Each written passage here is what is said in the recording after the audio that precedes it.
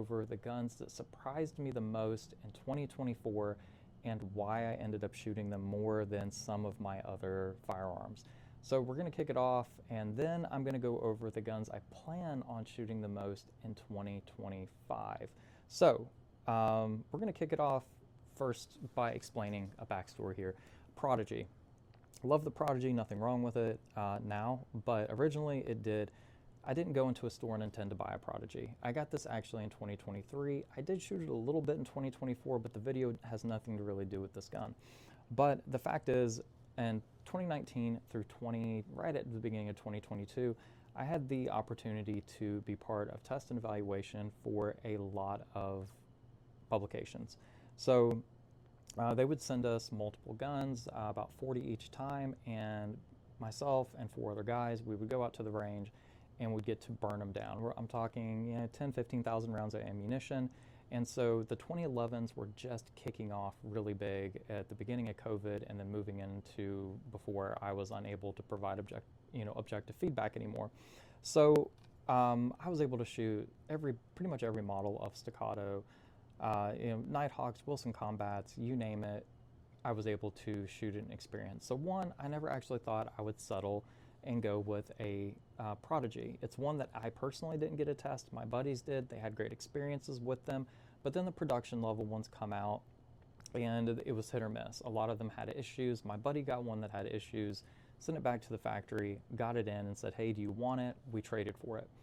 I go to put an optic on it because he never did, and I realized why is because you have to spend $100 after spending, at the time, $1,300 on a pistol. You have to spend an additional $100 to get an adapter plate to put the optic of your choice on there.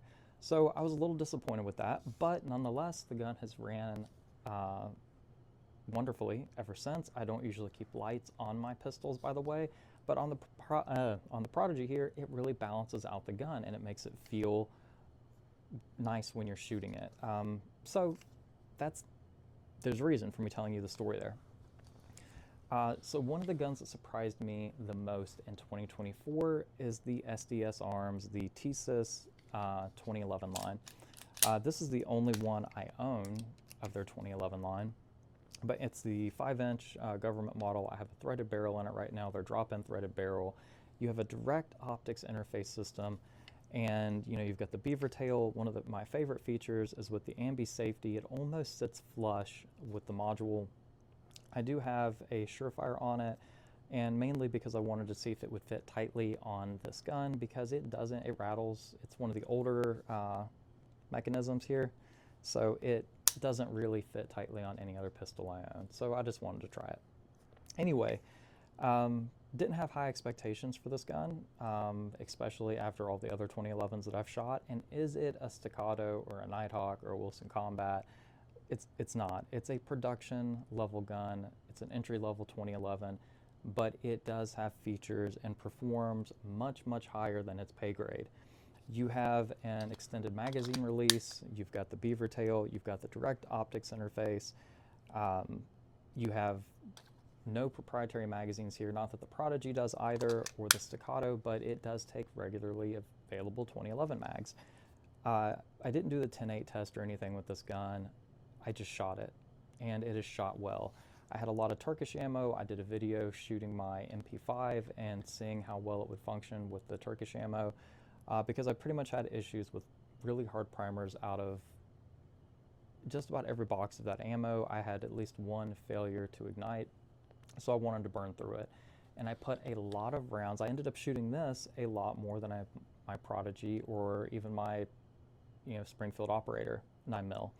So this gun really surprised me in 2024, and I look forward to potentially getting the Mac 9 commander size one to compare it to the Prodigy and some of the other 2011s that I've shot.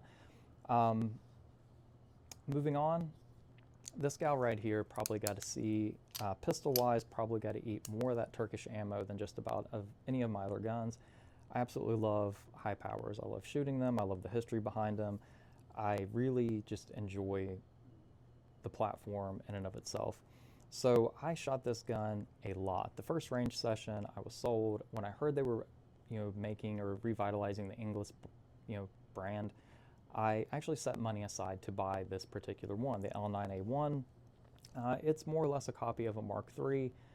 I love what they did with it though. You get upgraded sights, not the USGI sights. You get the lanyard ring on it. It comes with great packaging, and it just shoots. I've had zero issues out of this firearm, and round count wise, I don't know 110%, but I know a minimum, we're going to say conservatively a minimum of 500 to 600 rounds. And I generally can say I trust the gun at that point. Internal parts wear and all, there's been zero issues.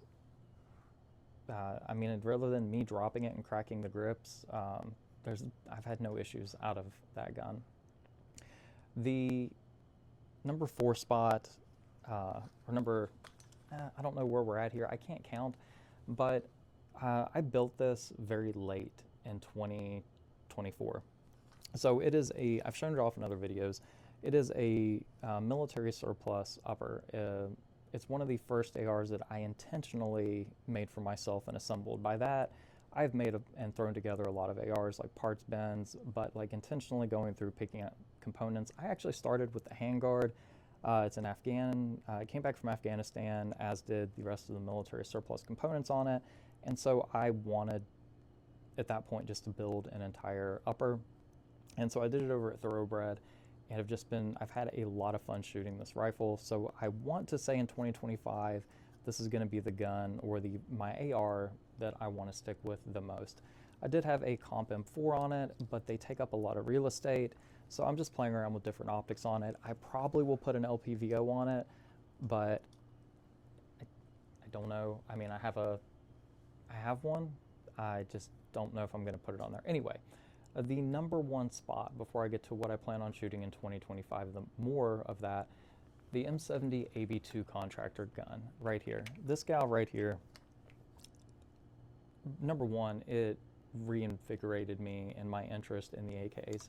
I had to do a lot of research on these, and I started researching more on AKs. I made a lot of really cool friends in the process of shooting these and evaluating them. I ended up looking over about 40 of these, 35 passed, 5 failed. I went over that in other videos. This one I bought directly from Atlantic Firearms, my own money, and I put more rounds through this AK than I did any of my other AKMs throughout 2024, except my 107 FR. I ended up shooting it a lot too because I just love it. This one I did modify. I have 2 of these. One I kept original. This one I did remove the folding stock, the underfolder, and put a Midwest components on because I had them, to be honest. Now, Midwest Industries was cool, and their hinge was failing, and so they did send me 2 new hinges instead of 1, which was cool. And the hinges held up since then. I put an Atero mount on there with a little hollow sun, and this just is such a smooth shooting rifle now. I put a JMac brake that was just laying around in the parts bin, and outside of that, a Wolf recoil spring, because the recoil spring was worn out in it. And now, I'm not great at math. I think you can see that or notice that by the video. But the chest rig that I run, the Pattern 83, you can see it in other videos. It holds 8 30-round magazines. Actually, technically, 2 20-rounders and 8 30-rounders. So do the math there, and if I load that rig up 2 to 3 times per range session when I was testing this, you end up getting well close to 500 rounds each range session, if not over. But if you're alternating firearms in between, of course, you're not going to hit 500 per gun. But multiple range trips and sessions with this gun and head spacing in between, I know I hit over 1,000 rounds through it, and it's still looking good. So that is my number 1 gun that I was so surprised. A sub $600 AK, military surplus, great history, and made so many friends, and several people I still stay in touch with and talk to daily now because of that rifle. So really cool experience there. Honorable mentions, this one I technically picked up at the tail end of 2023. It's the SDS Arms Stakeout. I do not work for them or represent them. I just happen to be very surprised by how well their products worked. I wanted this gun to fail almost for how cheap it was compared to, like, my Kimbers, TRPs, my other 1911s.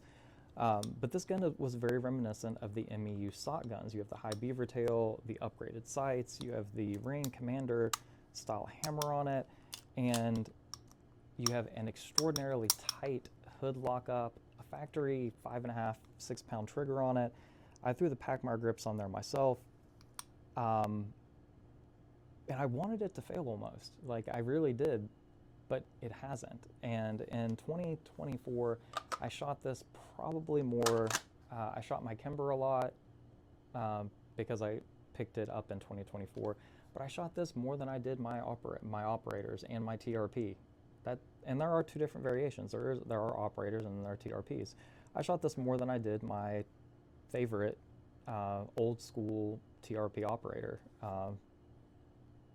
And so that's just wild that a sub $500 1911 ran as well as it did. And I'm like conservatively have probably 800, maybe more. And that's hard to do in a 1911 if you're not shooting like daily. But I shot that. I was burning through, again, surplus ammo that I had. It didn't function great in some of my other 1911s, so I was trying to get that gun to have malfunctions. Outside of crappy magazines, I've not had any malfunctions out of that 1911, which is wild.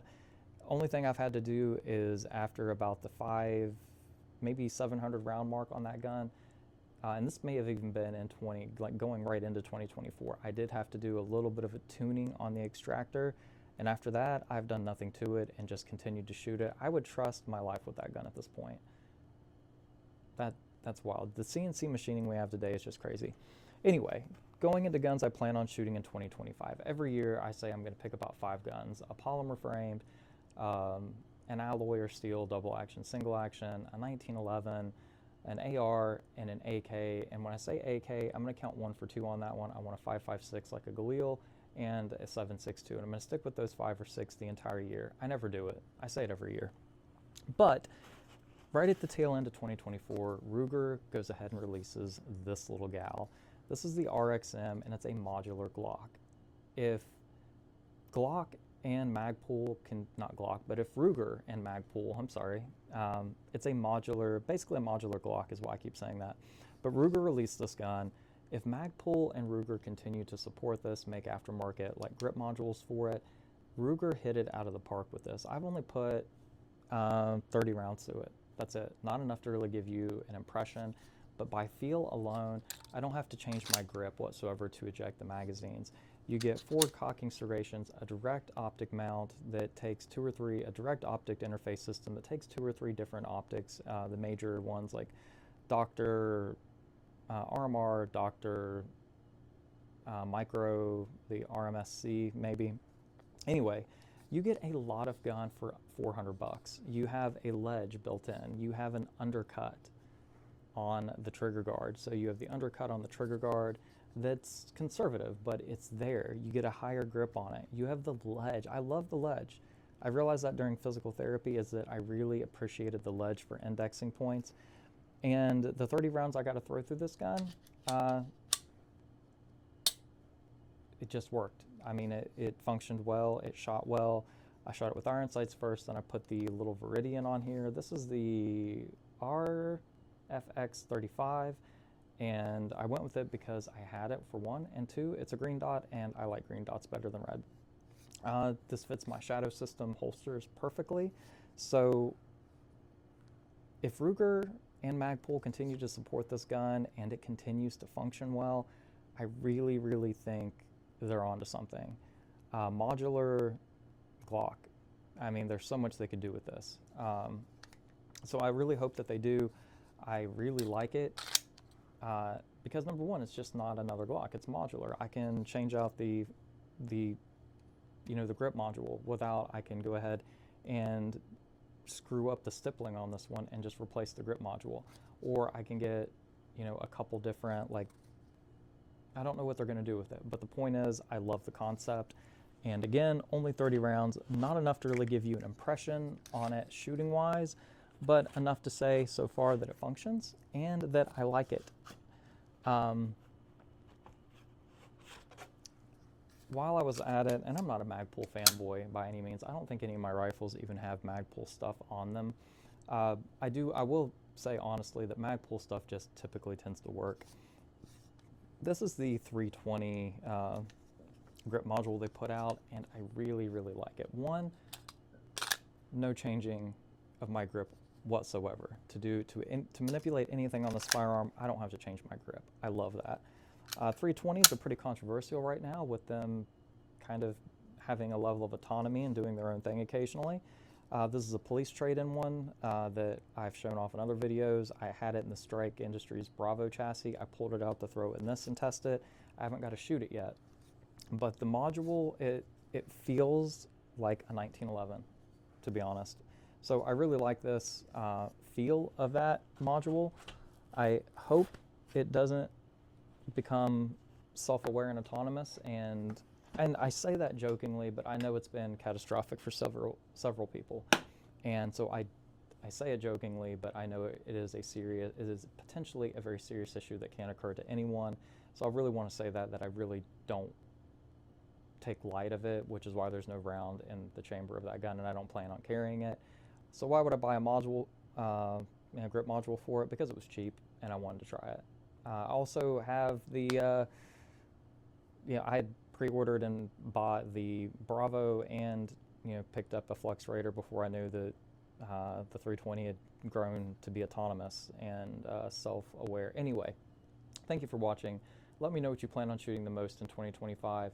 AR-wise, mine is going to be the gal I built here at Thoroughbred. AK-wise, 5.56 right off the bat, the Galil, shown it off in other videos. It's going to be number one for my AKMs. 7.62 AK, it may be the M70. I really do need to pay some attention. The crank's over there on the wall. I need to give it some love, but I don't know yet. I haven't decided that. These are the ones that surprised me the most in 2024. 2025, I am going to run the dog crap out of that Ruger RXM, and I hope it continues to impress me. But that's it. 1911, I do know which 1911 I'm going to be trying to shoot the most out of, and that would probably, I don't know, I'll let you know. Actually, I'll do another video on it. Thank you for watching. Drop in the comments what you're going to shoot the most, what you plan on shooting the most, or what gun it is that you're looking forward to getting in 2025. Out of guns that I plan on buying in 2025, the Brigade Makasi is probably the only one that I have my eyes set on for sure. But that's it. Let me know what you plan on looking at or getting. And by the way, there's absolutely no reason for me wearing what I'm wearing right now. I had the shirt on and came down here to make the video and was like, yeah, there's the chest rig. I'm gonna throw the suspenders and the rig on. And I just like boonie hats. And I'm camouflaged now. Hopefully you could see me throughout the video. Thanks for watching. Again, comment section. Put words in there about things, please. And thank you.